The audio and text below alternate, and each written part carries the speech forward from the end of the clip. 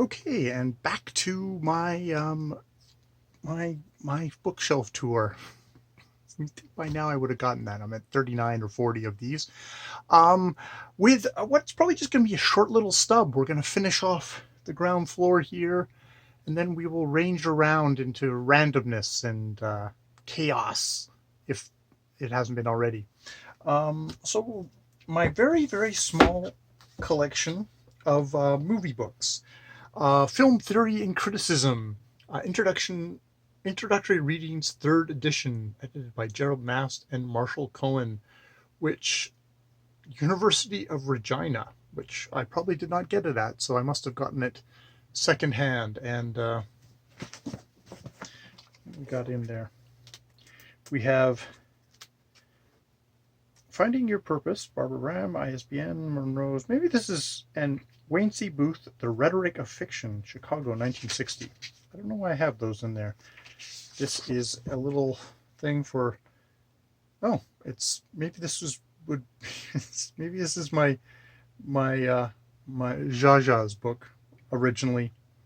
I don't know, but this is addressed to Jaja, so I'll leave that. 1995. Show her that. But yes, film theory and criticism with still from North by Northwest with Cary Grant getting chased by a crop duster.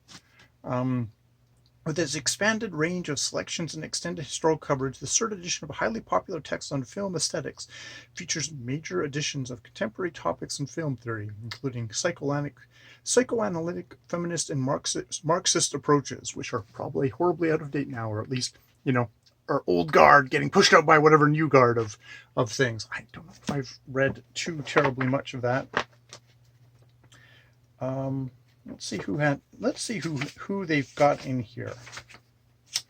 That is always, once we can get to the prefaces.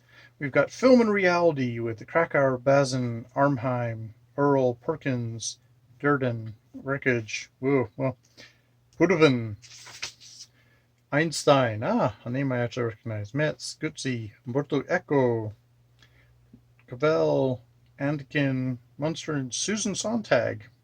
Film and Theater. Susan Sontag again in genres. Warshow.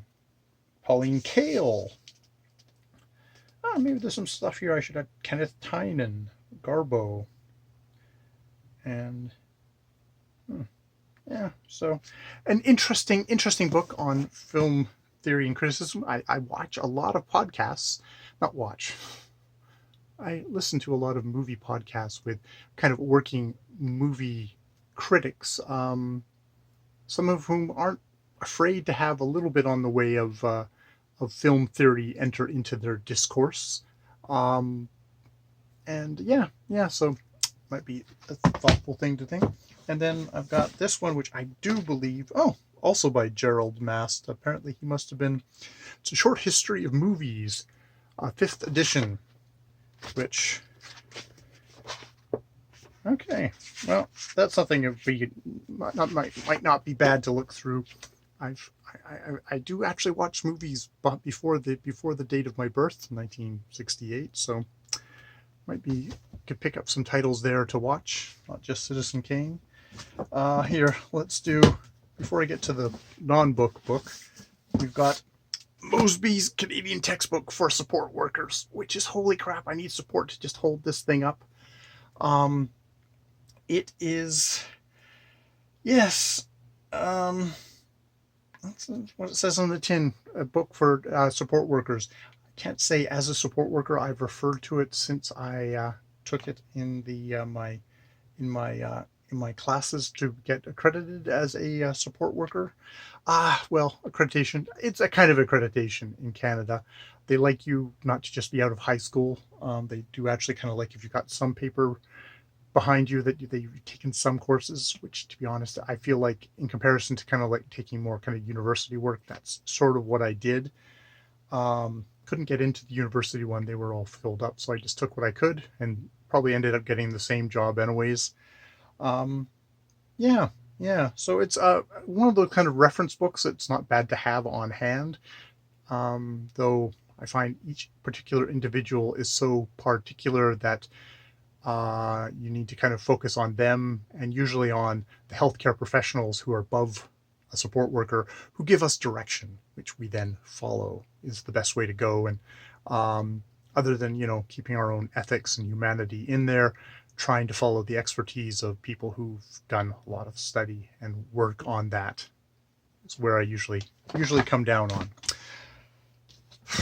And finally, the big, what you think would be super heavy tome, which is Industrial and Engineering Chemistry 29, 1937, which I'm sure you look on my shelves and go, why does that guy have that? And you wouldn't be wrong, because you would see when you opened it up, the American Chemical Society, you'd flip open a couple of pages and you would find it was hollowed out. Yes, hollowed out with various things in it, which I think might be more Ja's things than my things. Some claws and some flags. Yeah, I think this is much more her stuff. Various, look like some kind of cards. It's various cards. And a box from People's Diamonds, which I think is what held our wedding ring that I bought for her. Not that I can tell. But this. Or maybe it was earrings. Maybe it was just a pair of earrings. There is some earrings in there. I don't know if they're of any actual value.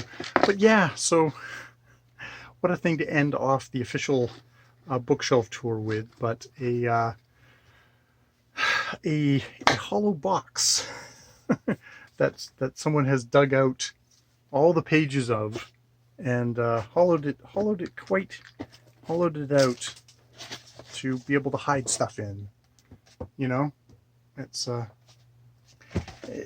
you know, that it's a incredibly out-of-date chemical engineering textbook probably is the thing that is probably I can kind of take comfort in, that it was rescued from just being pulped, because of, you know, that's what would happen to it realistically. So it's not like it's a copy of War and Peace that someone would have actually read. It's really out-of-date chemical engineering text. So yeah, that is what I have on this bookshelf tour. We'll go back to actual books next time. All right, get my hand free.